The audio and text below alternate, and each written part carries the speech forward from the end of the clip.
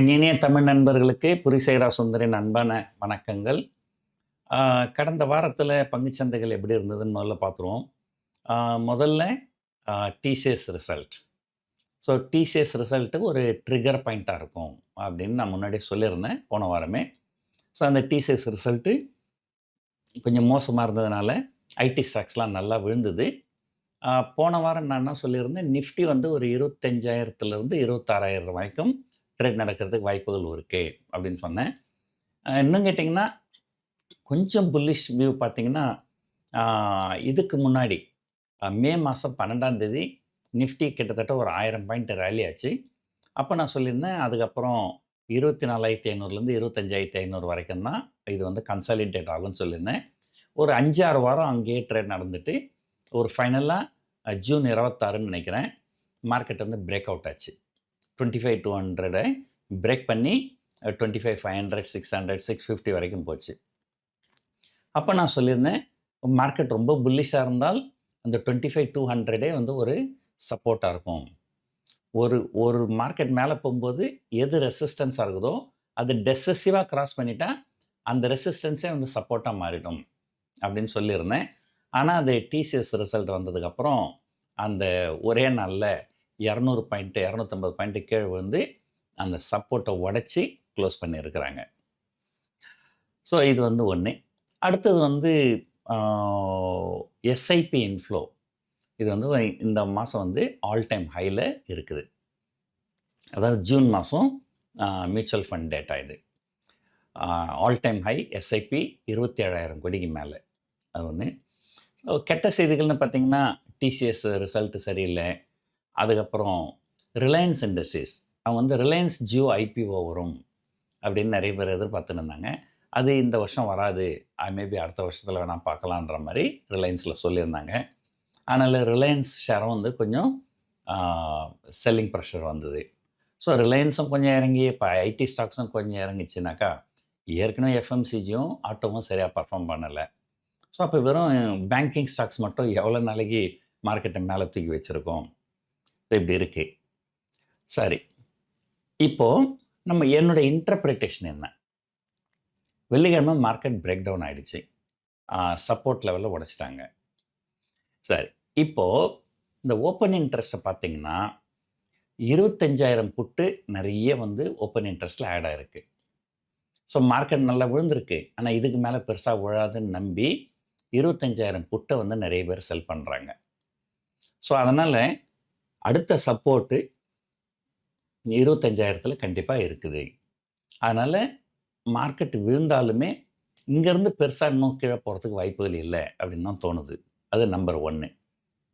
Number 2, Nifty பார்த்திங்கன்னா கிட்டத்தட்ட 500 பாயிண்ட்டுக்கு மேலே இறங்கிடுச்சு கடந்த ஒரு வாரத்தில். பட் 500 பாயிண்ட்டுக்கு மேலே நிஃப்டி இறங்கியுமே இந்தியா விக்ஸ் பாருங்கள் ஒன்றும் பெருசாக இறங்கலை, பெருசாக ஏறலை. வெள்ளிக்கிழமை 250 பாயிண்ட்டுக்கு மேலே நிஃப்டி இறங்கி 25,200 டெசிசிவாக உடைச்சி நல்லா கீழே போனதுக்கப்புறமாவும் இந்தியா விக்ஸ் பார்த்திங்கன்னா ஒரு 1%, 2%ன்ற லெவலில் தான் மேலே ஏற இருந்தது. இப்போது இந்தியா விக்ஸ் வந்து ரொம்ப ரொம்ப ரொம்ப ஒரு லோ லெவலில் தான் ட்ரெண்ட் நடக்குது. ஸோ மார்க்கெட் கீழே விழும்போது இந்தியா விக்ஸ் வந்து 5%, 10% அப்படி ஏறிச்சினால் இந்த பயம் அதிகமாக இருக்குது அப்படின்னு அர்த்தம். ஸோ பங்குகள் ஃபர்தராக வந்து தொடர்ந்து விழுறதுக்கு வாய்ப்புகள் இருக்குது. ஆனால் இப்போ அந்த மாதிரி எதுவும் நடக்கலை. இது 2வது. 3வது பார்த்திங்கன்னா, உலக சந்தைகள் வந்து நல்லாவே இருக்குது. யூஎஸ் மார்க்கெட் வந்து போன வாரம் எல்லாம் ஆல் டைம் ஹையில் தான் இருந்தது. வெள்ளிக்கிழமை மட்டும் கொஞ்சம் செல்லிங் வந்தது. ஸோ எதனாலன்னு சொன்னால், யூரோப்பியன் யூனியனுக்கு அகென்ஸ்டாக ஒரு டேரிஃப் வந்து ரொம்ப இன்க்ரீஸ் அனௌன்ஸ் பண்ணுவார் ட்ரம்ப்பு அப்படின்னு பேசினிருந்தாங்க. ஆனால் அது வெள்ளிக்கிழமை பண்ணலை, அதனால் சனிக்கிழமை பண்ணியிருக்கிறாரு. இப்போ 30%ன்னு சொல்லியிருக்கிறார். ஆனால் இதை எதிர்பார்த்து தான் வெள்ளிக்கிழமை பங்குகள் வந்து அமெரிக்காவில் கொஞ்சம் இறங்கியிருந்தது, யூரோப்லேயும் கொஞ்சம் இறங்கியிருந்தது. அதனால் இந்த 30% டேரிஃபுங்கிறது மோர் ஆர் லெஸ் ஃபேக்டர்ட் இன் அப்படின்னு சொல்லலாம். ஸோ இப்போ அடுத்த வாரம் பார்க்கணும் ஏதாவது நடக்க போதான்ட்டு. ஸோ குளோபல் கியூஸ் நல்லா இருக்குது. 3வது. 4வது பார்த்திங்கன்னா, இந்த டொமஸ்டிக் இன்ஸ்டிடியூஷன்ஸ் வந்து அக்ரெசிவாக பை பண்ணுறாங்க. எஃப்ஐஏ எவ்வளோ விற்றாலுமே அதுக்கு சமமாகவோ அல்லது அதிகமாகவோ டொமஸ்டிக் இன்ஸ்டிடியூஷன் பை பண்ணிட்டு இருக்காங்க.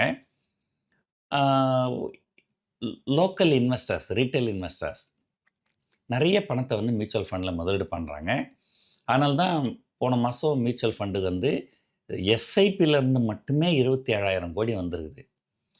அப்படி பார்த்திங்கன்னா இந்த பணத்தை வச்சு மட்டுமே அவங்களால மியூச்சுவல் ஃபண்டால் ஒரு நாளைக்கு 1,500 கோடி ரூபாய் பங்குச்சந்தையில் முதலீடு பண்ண முடியும். ஏன்னா இருக்கிறதே 20 ட்ரேடிங் செஷன். 20 ட்ரேடிங் செஷனில் 27,000 கோடி கையில் இருந்தால் ஒரு நாளைக்கு ஆவரேஜாக 1,500 கோடிக்கு மேலே அவங்களால பண்ண முடியும். இது எஸ்ஐபி மட்டும் இல்லை, மற்ற இன்ஃப்ளோவும் மியூச்சுவல் ஃபண்ட்ஸுக்கு நிறைய இருக்குது. ஸோ இந்த விக்ஸு பெருசாக ஏறாதது, மியூச்சுவல் ஃபண்டுக்கு பணம் நிறைய வந்தது, குளோபல் கியூஸ் நல்லா இருக்கிறது, இதெல்லாம் வச்சு பார்க்கும்போது மார்க்கெட் வந்து இது பெருசாக இறங்காது அப்படின்னு தான் தோணுது. அதுவும் இல்லாமல் முக்கியமாக வந்து ஒரு பேட் நியூஸ் வந்தது, அந்த நியூஸ் வந்து பங்குகள் இறங்கிடுச்சு. ஸோ அப்போ அந்த bad news is already factored in. அப்போ இது தொடர்ந்து கீழே விழுமா அப்படின்னா, தொடர்ந்து அடுத்தடுத்த நிறுவனங்கள் மோசமான ரிசல்ட் கொடுத்தால் தொடர்ந்து இறங்கிறதுக்கு வாய்ப்புகள் இருக்குது. ஆனால் அடுத்த வாரம் பார்த்திங்கன்னா ஒரு திங்கள் டு வியாழக்கிழமை வந்து நிஃப்டி எக்ஸ்பைரி.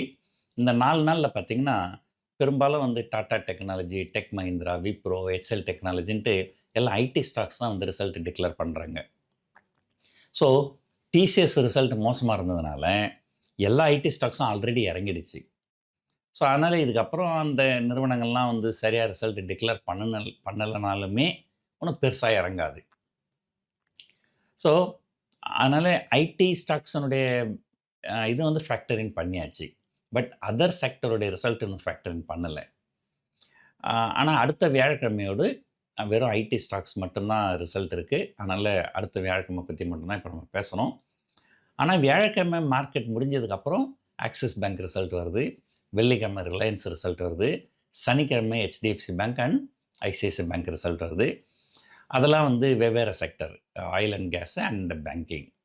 அதுக்கப்புறம் தான் ஒரு ரியல் ஆக்ஷன் ஒரு பெரிய லெவலில் இருக்கும் அப்படின்னு எதிர்பார்க்குறேன். அதுவும் இல்லாமல் ஒரு பங்குகள் வந்து ஒரு 550 புள்ளிகள் நிஃப்டி இறங்கினதுக்கப்புறம் ஒரு அட்லீஸ்ட் ஃபியூ டேஸ்க்கு கொஞ்சம் கன்சாலிடேட் ஆகும் அப்படின்றது தான் எதிர்பார்ப்பு. ஸோ மார்க்கெட் வந்து டெஃபினட்டாக கன்சாலிடேட் ஆகும். பட் அது பாசிட்டிவ் பயாஸா நெகட்டிவ் பயாஸான்றது தெரியாது.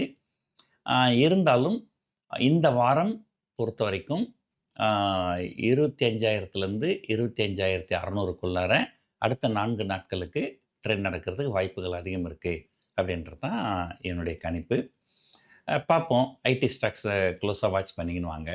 அதில் ஏதாவது பாட்டம் ஃபிஷிங், ரெக்கவரி ஏதாவது இருக்குதா அப்படின்றத பார்ப்போம். ஸோ மற்றபடி ஒன்றும் பெருசாக அதிகமாக ஒன்றும் முக்கியமாக விஷயம் ஒன்றும் இல்லை. அஃப்கோர்ஸ் சில data, inflation data, consumer price inflation data வரப்போகுது இந்தியாவிலேருந்து திங்கட்கிழமை. செவ்வாய்க்கிழமை வந்து கன்சூமர் ப்ரைஸ் இன்ஃப்ளேஷன் டேட்டா யூஎஸ்லேருந்து. புதன்கிழமை ப்ரொடியூசர் ப்ரைஸ் இண்டெக்ஸ் டேட்டா, அதுவும் கிட்டத்தட்ட இன்ஃப்ளேஷன் டேட்டா தான் யூஎஸ்லேருந்து. அதுக்கப்புறம் சைனாவோட ஜிடிபி டேட்டா, அதுக்கப்புறம் யூஎஸோட ரீட்டைல் சேல்ஸ் டேட்டா அடுத்த வியாழக்கிழமை. ஸோ இதெல்லாம் வந்து கொஞ்சம் பங்குச்சந்தையை பாதிக்கக்கூடிய சில டேட்டா. டேட்டா நல்லா வந்தால் கொஞ்சம் பங்குகள் ஏறும், டேட்டா கொஞ்சம் மோசமாக இருந்தால் பங்குகள் இறங்கும். பட் நம்முடைய பங்குகள் வந்து பெருசாக வந்து டேட்டாவுக்கு அவ்வளோ ரியாக்ட் ஆகாது. வேர்ல்டு மார்க்கெட்ஸ் வந்து ரியாக்ட் ஆகும். ஸோ பார்ப்போம் என்ன நடக்குதுன்னு சொல்லிட்டு. இந்த வீடியோவை இவ்வளோ நேரம் பொறுமையாக பார்த்ததுக்கு நன்றி, வணக்கம்.